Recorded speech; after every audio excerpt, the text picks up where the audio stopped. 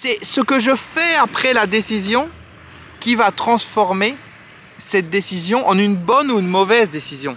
Il n'y a pas de bonne ou de mauvaise décision. Dans ma vidéo d'hier, je te parlais de l'importance de prendre conscience de cette distorsion de la réalité qui se passe quand on est dans le mental. Parce que quand on est dans le mental, on va projeter sur l'extérieur, sur les situations, sur le passé, sur le futur, sur le présent. On va projeter une image, une représentation qui n'a rien à voir avec la réalité. Et le problème, et c'est ce qui s'est passé pour moi durant ce week-end, parce que je te le rappelle si tu n'as pas vu les vidéos précédentes, que je suis dans un processus, en tout cas que j'étais ce week-end dans un processus de réflexion à savoir est-ce que je déménage ou pas, est-ce que je quitte l'appartement où je suis pour aller dans un autre appartement qui m'a été proposé ou pas. Et que j'avais une décision rapide à prendre, puisqu'en l'espace de 3 jours, je devais pouvoir donner ma décision. Et donc du coup, cette distorsion de la réalité quand on est dans le mental, elle va être amplifiée par les émotions. Elle va être amplifiée par l'importance de la décision à prendre. C'est sûr que si j'ai une décision à prendre, à savoir est-ce que je vais manger des haricots verts ou des carottes à midi, concrètement, c'est pas très émotionnel, tu vois. Ça va pas intérieurement me remuer à un point où finalement ma vie ça va être un enfer pendant quelques heures ou quelques jours parce que j'ai cette décision à prendre. On est bien d'accord. Alors je sais pas si ça va s'entendre dans la vidéo. Ils ont mis de la musique derrière. Bon, j'espère juste si ça s'entend, c'est ok, ça fera un petit bruit de fond. Mais j'espère simplement que ça va pas trop s'entendre parce que YouTube aime pas trop quand on met des musiques dans les vidéos. Donc on verra bien. Croise les doigts. En même temps, avec le bruit de la mer et tout ça, ça devrait aller. Donc du coup, bah, tu vois, je me suis décentré parce que je suis reparti sur quelque chose d'extérieur. On en revient toujours au même. Quand je suis capté par les choses extérieures, je me décentre de cette connexion et du coup je vais laisser les choses extérieures me conditionner et influencer ma décision. Et c'est exactement dans ce processus que j'étais pendant 3 jours. J'allais regarder chaque détail, tiens la couleur du mur, tiens la taille de la pièce, j'ai pris toutes les mesures, j'ai absolument tout mesuré chez moi, dans l'autre appartement, j'ai fait des dessins, des projections, tu peux mettre ton bureau là, oui mais ce meuble tu peux pas le mettre, oui mais là c'est mieux pour la lumière et ceci, cela. Parce que je voulais pouvoir prendre la décision parfaite, la meilleure décision.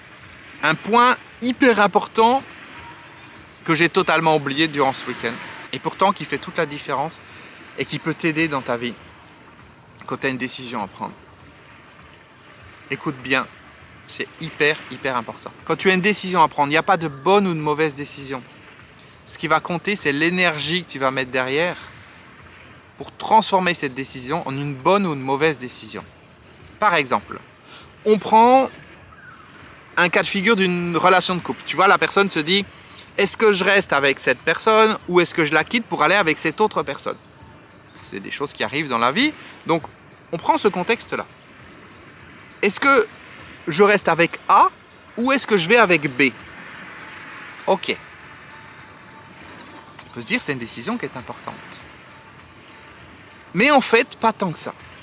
Parce que si je reste avec A et je pense tout le temps à B en me disant pourquoi je suis resté avec A, ça ne va pas fonctionner.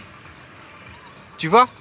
C'est un peu bête d'ailleurs, je trouve, de dire A et B. On va prendre, allez, on va dire Angélique et Béatrice. Voilà, c'est très bien. Comme ça, on reste sur du A et B, mais c'est un peu plus vivant.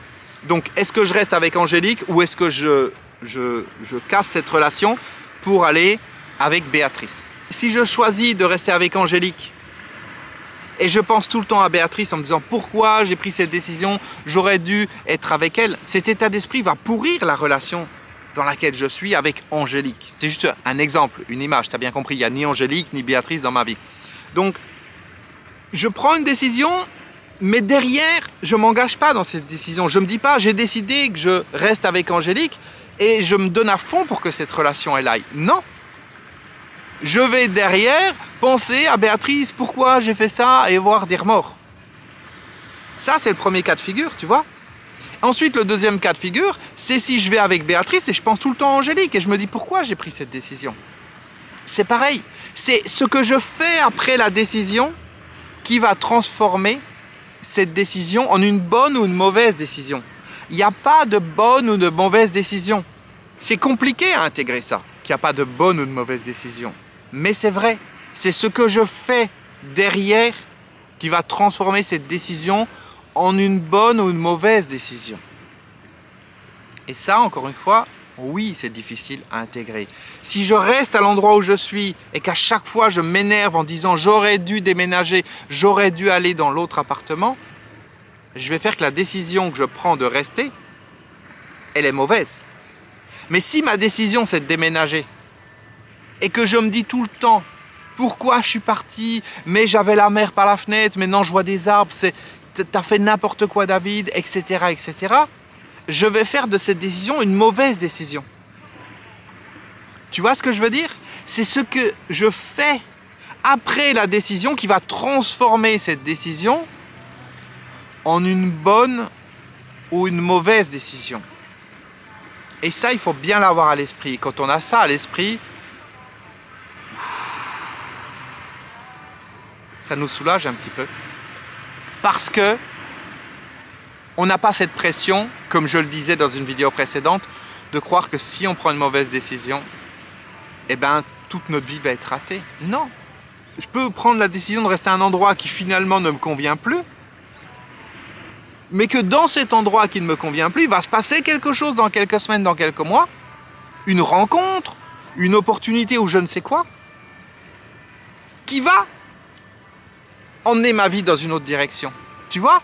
Peut-être qu'en décidant de rester où je suis, dans quelques semaines, dans quelques mois, je vais avoir une autre proposition, une autre opportunité de déménager qui finalement me permettra d'être plus épanoui que dans l'autre appartement que je pourrais choisir ou que j'aurais pu avoir choisi. Tu comprends? Et dans l'autre sens, c'est valable aussi. Je peux très bien choisir de déménager dans cet endroit où je suis plus au calme, mais que je n'ai pas la vue sur la mer, et que finalement, ça ne me convienne pas, mais que je fasse la connaissance d'un voisin qui m'ouvre des portes au niveau professionnel, et que je n'aurais pas fait cette connaissance avec cette personne si je n'ai pas habité dans cet endroit. Donc il faut prendre ça en considération. Il n'y a pas vraiment une bonne ou une mauvaise décision, c'est ce qu'on fait derrière qui va transformer cette bonne ou cette mauvaise décision. Donc ça, c'est le premier point.